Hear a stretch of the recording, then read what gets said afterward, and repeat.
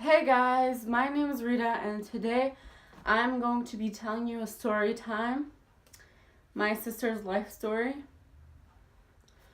Um, she died December 1st, 2017, and yeah. But I'm going to be telling you her life story.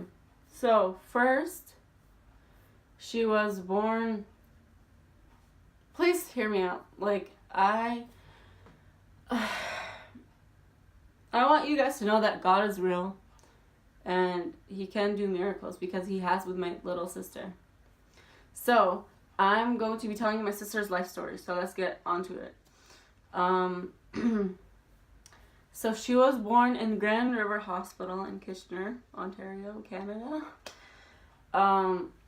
Then, the first thing they found out was that she couldn't really eat. Like, she couldn't eat from her mouth. Like, she couldn't be breastfed. Breastfed. She couldn't be breastfed. So then they weren't really sure what was going on with her. They knew she wasn't like a healthy baby when she was born, but like they didn't really know what was wrong with her. But then they went to London Science Hospital. They sent us there because they didn't really know what was going on. And then we stayed, well, I didn't stay, but like my mom stayed with my little sister a few months in London's hospital, and they still weren't really sure what was going on.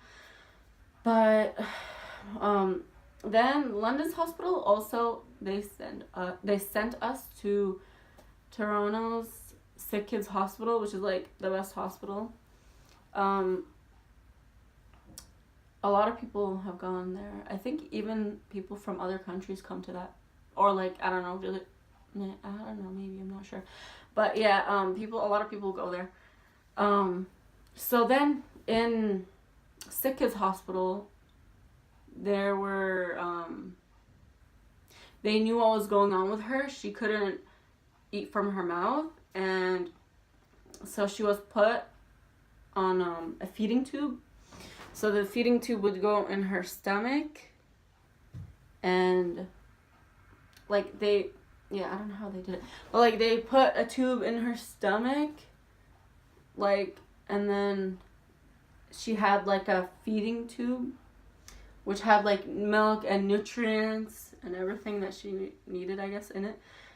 Oh, and when she was born, she was also in an incubator because, she wasn't born like healthy and stuff, so she still needed to be in an incubator. But yeah, she had a feeding tube. Then so she couldn't eat from her mouth, she couldn't swallow. So yeah, it was, I don't know if it was her stomach or liver, but she couldn't sit food in her stomach, I think. So they had to put it like in her liver, I think, the feeding tube. I don't know if that makes sense. But yeah, that's how she had food in her system. And yeah. And she also had breathing problems, so she couldn't like breathe properly. So she had a BiPAP machine, which helps her breathe. It was like this, like. Oh, actually, first one was like, I don't know if you guys seen like old people, like they have the colorless tubes in their nose to breathe, to help them breathe, and then goes like that. And there's a machine. She used to have that first, and then she had and then her breathing was okay, so she only needed the BiPAP at night, which went like this over her nose. But her breathing still went down. Her heart rate also went down, or sometimes it was up, because her health was not stable. And by the way, we had to live in Toronto, and we had to live in the Ronald McDonald House. That was like the best times. Even though like my sister was like sick and stuff, it was like one of the best times probably in my life, because like there were so many fun things that we could do in that house. There was school, but they taught you the same thing every year, so like. But yeah, they had like home for dinner. They made us dinner. There's like games, and like we played games. There were like goldfishes there. There was like playground kind of, and it was like a house and school kind of. And it was near the hospital, maybe like 10 minutes away, walking, I don't know, something like that. And yeah, we stayed in that house, and we met nice people there, but not all of them are like really my friends now, or like we don't really talk, or I want to try to find some on their Instagrams or like Snapchat or something, because I don't know, like we could talk or whatever. But yeah, we had to stay in that house for like a year and a half, and everyone got out of that house before us because, like, I don't know, their children had different issues too. Like, some people had cancer, some, like, you know, different issues, heart issues. But yeah, we met some nice people there, and yeah. But back to my sister's story. But yeah, that house is like for people who are sick and stuff, or like have a sick patient, their daughter or son or whoever. And so they live in that house. I don't think it was free, but like it was cheap, I think. So yeah. So back to my sister's story. She couldn't eat from her mouth, and she had a breathing tube. She had a lot of medicines, a lot of medications for like everything, vitamin D. I don't know, I can't name all of them. My mom used to give her the medicine. But there was just so many medicines that had to be given to her. Yeah, so like, yeah, there were so many medicines that she had to take for so many reasons because her health was just so bad. She needed so many nutrients and everything. But those medications were really bad. And okay, so when she was born, the main issue was she did not have an immune system. So an immune system, when you get sick, it fights off the bacteria, fights it off. But with my sister, she wasn't born with an immune system. That means she couldn't fight off whatever bacteria. That means like she couldn't really go outside, because if she went outside, she could get sick, and then, you know, her health is not really good if she got sick. I know some people have weak immune systems, but she was without an immune system, zero immune system. So yeah, and then she needed a bone marrow transplant, which helps her get the bone marrow, or helps her get an immune system. So bone marrow transplant, we had to wait like 6 months to find a donor, and she really needed a donor. And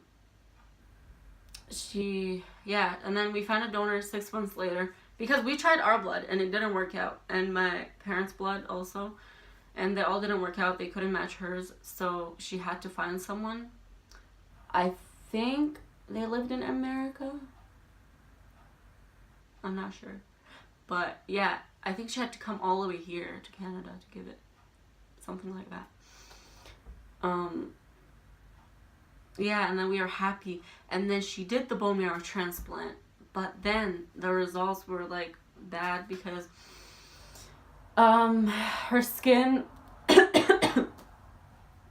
her skin started peeling, and her skin was like burning. She was aching, like her skin was like dry and flaky, and she needed cream, and it was just really, really bad. She almost died a few times, actually, and we were sad, and we were, yeah, like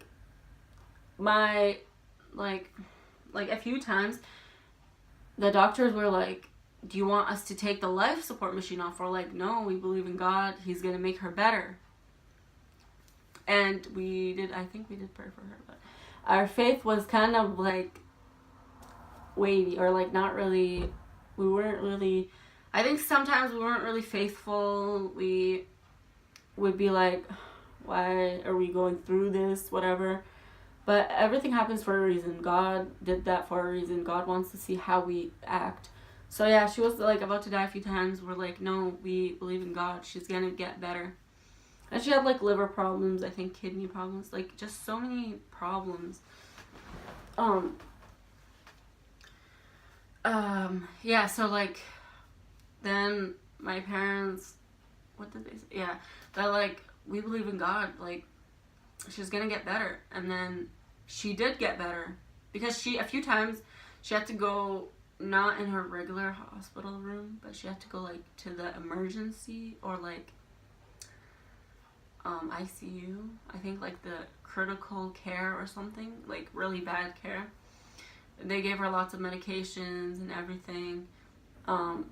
We've tried to feed her before, and we had to like wear masks, face masks and stuff, because like we don't want her to get sick or like get bacteria or whatever. Like we had to like wash her hands.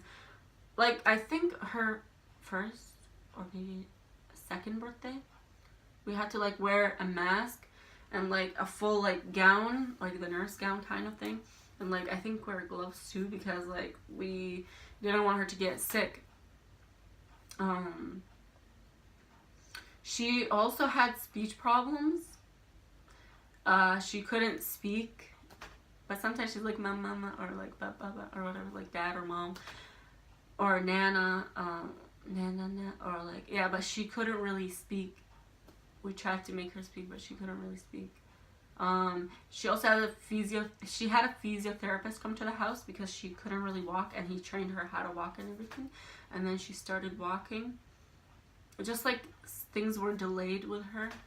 And then she also became different. She looked different, and she did get a bit chubbier, but then like lost so much weight. Like it wasn't good for her to lose weight because she's like already skinny, and yeah, so we're like, she's gonna get better. And then the doctors were like, what God do you believe in? Because she got better. Like, you see how amazing God is? He makes me happy. So she got better. And then the doctor was like, what God do you believe in? Because she got better. Because they didn't know what, well, I guess they kind of did know what to do, but they didn't really know what was going on, or because I don't think they've gotten a patient who has zero immune system. They didn't really know what was going on, or like, no matter how many years you study, it doesn't mean you'll know exactly everything that was going on. But yeah, and then they're like, what God do you believe in? We're like, we believe in Jesus and stuff, and that'll make her better. And they're like, yeah, wow. They were just like really shocked because like we prayed and she got better. But like a few sad times we've had that she didn't get better, and like just like bad stuff that happened. She so my parents have been with her, well, mainly my mom. My mom like basically lived with her in the hospital. But we would also go to that house that there was, the Ron McDonald house. We'd also go there because to sleep and everything. And then a year and a half later, we came home, and we finally started living home. But her health still got worse, like better and worse. But you know, it shows, like, if you pray for her, it shows that God is there. And if the doctors didn't know what was going on, who else could have made her better? Who else other than God? Like, obviously it was God who made her better. So then we came home. My dad had to like go back to Toronto and then come back to Kitchener, because back and forth kind of, because like sometimes we'd see our family members and we'd have to like pay bills or whatever and come back. And then we finally came back home after like a year and a half later. She got better, and then worse again, better and worse. Her feeding tube, she still had lots of medications and feeding tube. And also the BiPAP machine, sometimes it would ring a lot at night when my parents were sleeping. Like, it was just a lot to deal with, a lot. I had to change her diapers and stuff, and like my mom had to give her medicine, and she used to have a BiPAP machine, which is for breathing, so it kept ringing at night, and then my mom had to see sometimes her breathing is not well, that's why it rings, or like her heart rate goes up because of so many health problems. Yeah, she kept like going downhill and uphill for, yeah, like not many people could have visited us, or like we couldn't really see lots of people because like she would get sick and stuff like that. And then fast forward to a year ago, and a year and 2 months ago,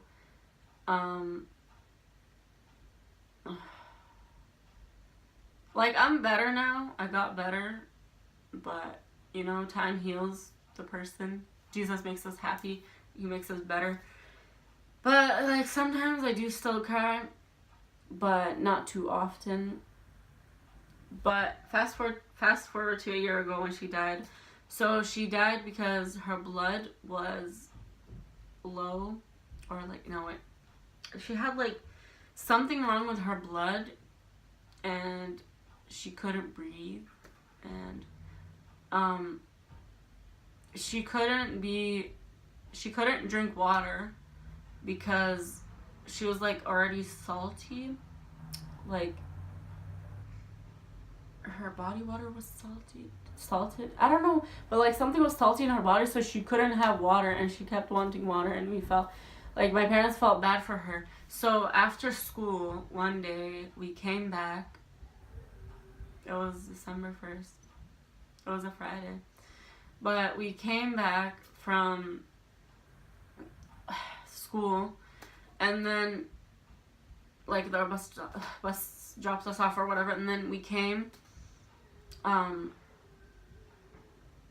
to the house. My parents were not home, but they kept like a phone because we didn't have a cell phone back then, and we weren't working, and then until like a month later or so, or 2 months later almost. But yeah, we didn't have a cell phone, so like my mom had her phone, and then my dad had his phone. She had her phone with us, and then my dad had his phone with him. And then I called my mom, like, where are you guys, and wherever, like, where are you guys, and like